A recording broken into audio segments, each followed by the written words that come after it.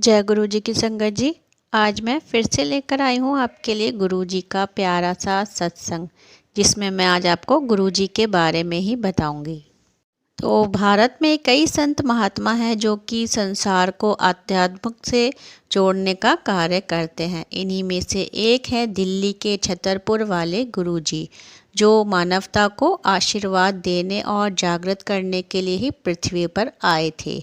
7 जुलाई 1954 को पंजाब के मेरकोटला के डुगरी गांव में उनका जन्म हुआ था। गुरुजी ने अपने जीवन के शुरुआती चरण डुगरी गांव में ही बिताए। वह स्कूल कॉलेज गए और अंत में अर्थशास्त्र और राजनीति विज्ञान में उन्होंने डिग्री प्राप्त की। उनको जानने वाले बताते हैं कि उनके अंदर बचपन से ही आध्यात्मिकता की चिंगारी थी। इस चिंगारी को पूरी तरह से जलने में देर नहीं लगी। लाखों लोगों के कष्टों को कम करने के लिए गुरुजी के आशीर्वाद की बौछार पृथ्वी पर गिरने लगी। जालंधर, चंडीगढ़, पंचकुला और नई दिल्ली सहित अलग अलग स्थानों पर उनके सत्संग आयोजित होने लगे, जिसमें भक्तों का बड़ी संख्या में जमावड़ा लगने लगा।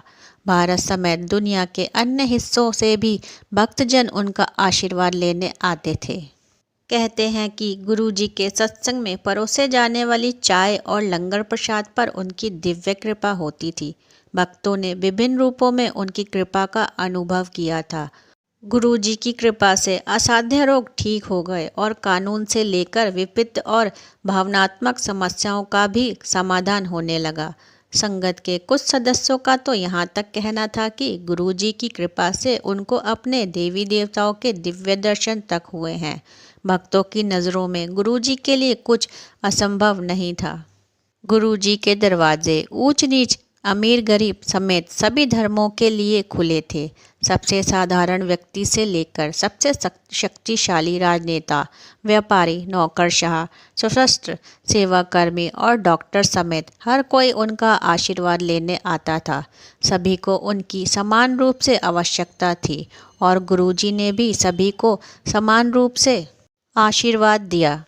उनके समीप बैठने वाले या उनके चरण स्पर्श करने वालों को भी उतना ही लाभ होता था जितना दुनिया भर में कहीं भी उनकी प्रार्थना करने वालों को होता था।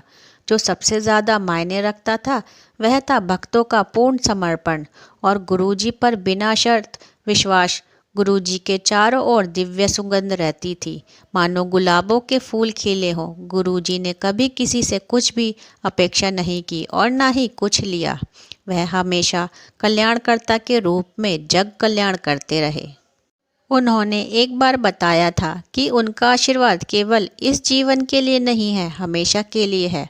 गुरुजी ने कभी भी कोई उपदेश नहीं दिया था, कोई अनुष्ठान निर्धारित नहीं किया था, फिर भी उनका संदेश भक्तों तक पहुंच गया। और गुरुजी के इसी सत्संग के साथ मैं आपको सुनाऊंगी गुरुजी की कृपा दृष्टि का एक प्यारा सा छोटा सा सत्संग कि गुरुजी की कृपा दृष्टि एक अंकल पे हुई, तो वह सत्संग भी मैं आपको सुनाती हूँ। पहले दिन से ही सत्संग द्वारा हम इस बात से परिचित थे कि हमें गुरुजी से कभी कुछ नहीं मांगना है, क्योंकि गुरुजी हमारी इच्छाओं और ज़रूरतों से पूरी तरह से अवगत होते हैं। गुरुजी का आशीर्वाद प्राप्त करते रहने के लिए संगत को गुरुजी के सत्संग में और बड़े मंदिर जाते रहना चाहिए। यह बात पूरी तरह से सच है। गुरुजी ने हम पर स्वास्थ्य, संपत्ति, समृद्धि, प्रसिद्धि, नम्रता, सकारात्मकता और सुकून की बारिश की है। जो कुछ भी कोई सोच सकता है गुरुजी ने वह सब और उससे कहीं अधिक दिया है। उनकी कृपा सब पर हर पल बरसती रहती है, पर कभी कभी हमें इस बात की अनुभूति नहीं हो पाती है। गुरुजी ने हमारे स्वास्थ्य को लेकर भी हमारा मार्गदर्शन किया है और स्वास्थ्य संबंधी बड़े बड़े कष्टों से हमें बचाया है। इसका एक उदाहरण है मेरा हर्निया का ऑपरेशन थिएटर में मुझे बहुत घबराहट हो रही थी, जो एक ही क्षण में गायब हो गई जैसे ही मुझे गुरुजी के उपस्थित होने का आभास हुआ। अप्रैल 2009 में मुझे लिप डिस्क हुआ, जिसका पुष्टिकरण MRI से हुआ। वह अपने आप ही ठीक हो गया और मुझे पता भी नहीं चला। गुड़गांव में हमारे घर से कुछ मिनटों की दूरी पर एक्यूप्रेशर विशेषज्ञ की ओर मुझे गुरुजी ने निर्देशित किया और पिछले 20 सालों से मुझे कमर का दर्द था और स्थायी रूप से पेट दर्द और सर्वाइकल भी था, लेकिन इन सब का निवारण अपने आप ही बिना दवाइयों के हो गया। और इसी तरह से एक छोटा सा प्यारा सा सत्संग और है कि एक वाहन चालक को किस तरह से गुरु जी का आशीर्वाद प्राप्त हुआ, ये भी मैं आपको सुनाती हूँ। तो गुरु जी की कृपा हमारे वाहन चालक को भी प्राप्त हुई। वह बहुत बार सोमवार को हमारे साथ बड़े मंदिर जाता था और चाय और समोसा प्रसाद ग्रहण करता था। एक रात वह बहुत तेज गाड़ी से जयपुर से गुड़गांव गाड़ी चलाते हुए आ रहा था, जिसमें और लोग भी सवार थे। उसके आगे एक सवारी बस थी। अचानक वो बस बाईं ओर मुड़ी और हमारी गाड़ी सीधे एक डंपर ट्रक के सामने आ गई, जो सड़क की गलत ओर से हमारी ओर तेज गति से आ रहा था। हमारे चालक ने बताया कि टक्कर होनी सुनिश्चित थी और वह भौचक्का रह गया।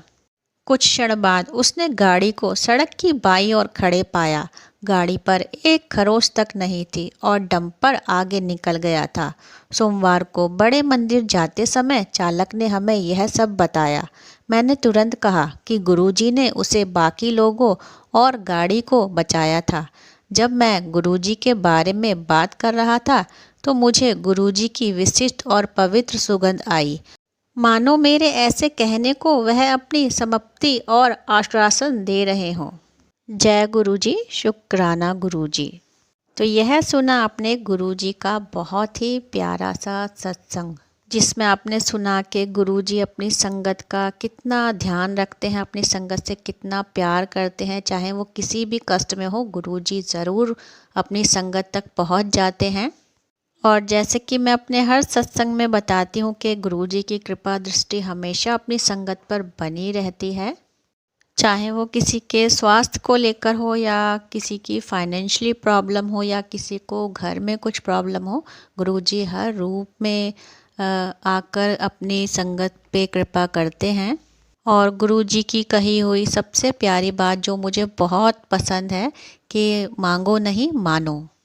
तो गुरुजी के इन्हीं शब्दों के साथ मैं इस सत्संग को यहीं पर विश्राम दूंगी और हमेशा की तरह कहूँगी जय गुरुजी, शुक्राना गुरुजी। गुरुजी आप सबको ब्लेस करें। जल्द ही मिलेंगे मेरी नेक्स्ट वीडियो में।